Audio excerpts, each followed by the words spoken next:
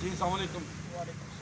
जी क्या नाम है आपका जी? मेरा नाम अब्दुल वहाब है। अब्दुल वहाब साहब, आप कब्रिस्तान आए, किसकी कब्र है आपकी?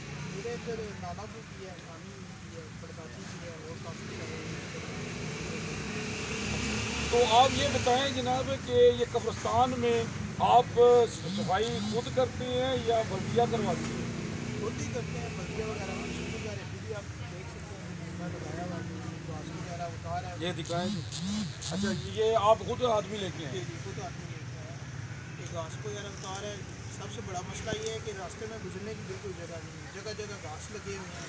यहाँ तक कि अगर कोई फौज वगैरह बंद हो जाए तो रास्ते बिल्कुल नहीं मिलता है। यहाँ तक कि कब्रों के ऊपर से जाना पड़ता है। तो ये हम सब की जिम्मेदारी है कि हम अपना काम खुद करें, गवर्नमेंट पे ना छोड़ें। अगर एक बंदा जितने भी बंदे हैं अगर ये एक बंदा अपनी जीरो पार्क को साफ़ करवाए तो हमें किसी को कहने की ज़रूरत नहीं पड़ेगी।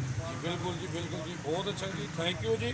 जी माशाल्लाह ये बहुत प्यारा मैसेज है इनका जी।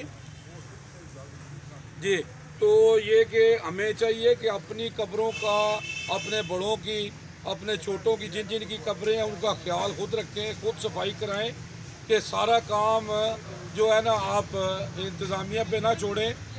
यूजी न्यूज़ जावा जी जेलम।